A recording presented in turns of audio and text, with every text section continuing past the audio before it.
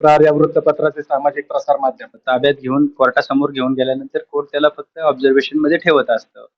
त्या संबंधीच्या कोर्टाचा डिसिजन आला की आमचा रिपोर्ट तिथे पोहोचलेला होता, वेळेत पोहोचलेला होता आणि काल सुट्टीचं कोर्ट होतं त्याच्यामुळे त्यांनी त्यांच्या पद्धतीने डिसिजन घेतला आणि त्यांच्या विरोधात आम्ही अपिलात गेलेलो आहोत. मुलाला लायसन नाही, गाडीला नंबर नाही, तर मुलाला गाडी देणाऱ्या पालकांवर गुन्हा दाखल व्हायचा असा एक नवीन नियम कायदा वाहतूक विभागाकडून निघाला होता. त्या संदर्भात आपण त्यांच्या पालकांवर कुठलेही गुन्हे का नाही दाखल केले?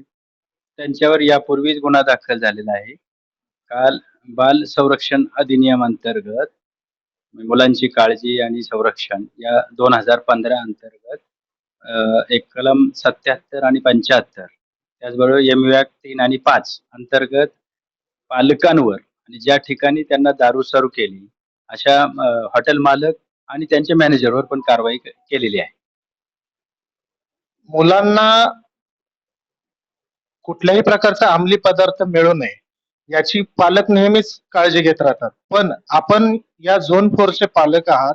कुठल्याही प्रकारची दारू, अंमली पदार्थ आपल्या विभागामध्ये विकला जाऊ नये किंवा त्याची देवाणघेवाण होऊ नये याच्यासाठी आपण तत्पर कार्यरत राहायला पाहिजे. पण अशा प्रकारच्या घटना घडतात आणि नंतर कळतं की अंमली पदार्थ आणि दारू हे अल्पवयीन मुलांना सुद्धा दिल्या जातात. त्याबद्दल काय सांगाल?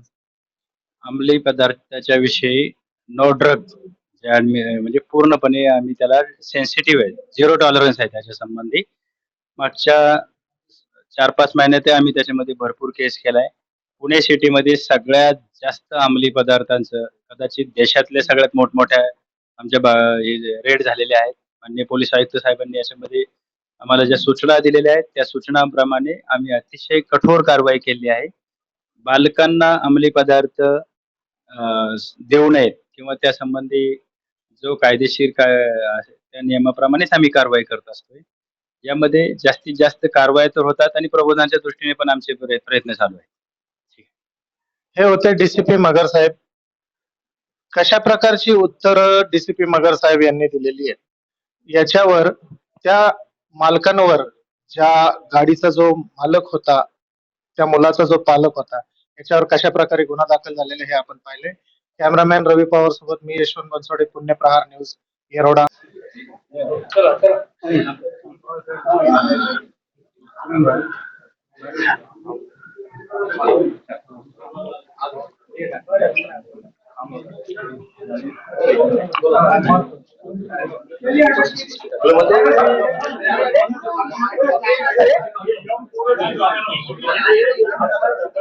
हळू हळू हळू हळू हळू हळू ढकलू नका, ढकलू नका, ढकली करू नका. सारखा जरा बाजूला बाजूला सारखा.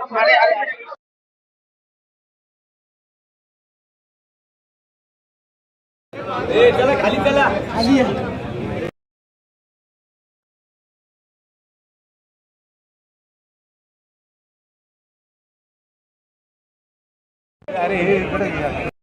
आमदार साहेब, यापूर्वी सुद्धा तुम्ही अंमली पदार्थावर पोलीस आयुक्त कार्यालयासमोर खूप मोठं आंदोलन केलं होतं.